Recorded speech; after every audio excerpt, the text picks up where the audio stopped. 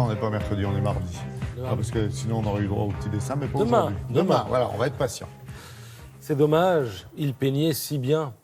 Regardez ce tableau intitulé Maîtresse et étranger. Il date de 1938.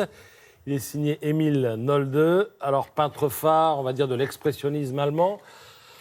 Il fait l'objet d'une expo à Berlin en ce moment. Expo où on parle de ses peintures, mais aussi de son histoire. Et l'histoire n'est pas très, très reluisante, c'est le moins qu'on puisse Très lié dire. à l'autre histoire. Oui, on a exhumé une correspondance entre lui et certains membres du Reich, et même entre lui et son épouse, et le contenu est clairement antisémite dans les lettres. Mais la preuve, c'est qu'il a pu peindre. Comment C'est Oui, la à preuve, l'époque, c'est il a qu'il pu peindre, effectivement. Lui, il ne s'est pas fait embastiller, comme dirait l'autre. Il est question dans les lettres de machination juive, de guerre financée par des juifs ricanants. Je ne fais que citer ce qu'il y a dans les lettres. Bon, le résultat de cette affaire, c'est qu'il y a une très bonne expo qui nous parle aussi bien de la peinture que de l'histoire allemande, mais c'est qu'Angela Merkel avait dans son bureau Elle avait une toile. deux tableaux d'Émile Nolde, qui en est l'un des murs de son bureau. Et elle a été interrogée, elle a dit que je trouve qu'il est pour l'instant très bien que le mur reste blanc et qu'aucun tableau ne vienne remplacer ceux qui sont partis. Point final, j'ai fermé les guillemets de la chancelière. Voilà. Maintenant, on va passer à un morceau de fer rouillé. Ah, Van Gogh. Voilà. Alors ça, c'est l'arme du suicide de Van Gogh, pense-t-on. Les probabilités sont très fortes. Nous dit-on, elle sera mise aux enchères aujourd'hui. Alors on estime que ça partira entre 40 et 60 000 euros. C'est une arme qui dormait dans le salon d'une famille d'Auvers-sur-Oise. Auvers-sur-Oise, c'est au nord de Paris, à une trentaine de kilomètres. C'est dans le Val d'Oise et c'est là qu'a vécu et est mort Van Gogh. Et elle dormait donc dans un salon, le salon des anciens propriétaires de l'auberge Ravoux, où a séjourné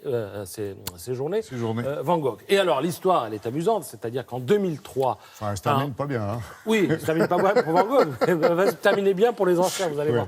En 2003, un retraité passe par là, il tombe sur cette arme, et il se passe que le gars est passionné par les armes. Donc c'est un retraité qui habite à Auvers-sur-Oise. Donc sa curiosité est aiguisée. Il décide de mener l'enquête. Tout ce qu'il sait initialement, c'est que l'arme a été retrouvée en 1960 par un agriculteur. Donc il va d'abord vérifier que l'agriculteur ne possédait qu'un seul terrain dans le coin. Il va au cadastre, il va à la mairie, il fouille. Et effectivement, il s'aperçoit qu'il n'avait qu'un seul terrain. Que ce terrain se situait derrière l'église. Qu'il correspond à la parcelle où on pense que Van Gogh s'est tiré une balle. Bref. Le pistolet en question, c'est un Le Faucheur. Moi, j'y connais rien en armes, mais c'est une arme à l'époque très commune, dont je lis dans le Parisien ce matin qu'on pouvait même la recevoir comme cadeau de bienvenue en s'abonnant à un magazine à l'époque. Aujourd'hui, on vous envoie des télés, des smartphones. À l'époque, on vous envoyait des pistolets. Une mitrailleuse lourde ou une grenade en cadeau de bienvenue, sympa. Et la gendarmerie française a même été associée à l'enquête à la demande de ce retraité d'Auvers-sur-Oise. Et on s'est aperçu qu'effectivement, l'arme avait pu causer la blessure qui avait été décrite par le docteur Gachet, parce que Van Gogh est mort 2 jours après avoir tiré cette balle. Voilà, tout cela est raconté ce matin dans Le Parisien. Et l'arme est à vendre. Allez-y. Ça marche. Non, c'est un peu rouillé. Hein. On a séjourné dans la terre. Non, vous voulez dire qu'elle est à vendre, et s'il y a une vente, on va envoyer Mélanie qui est là.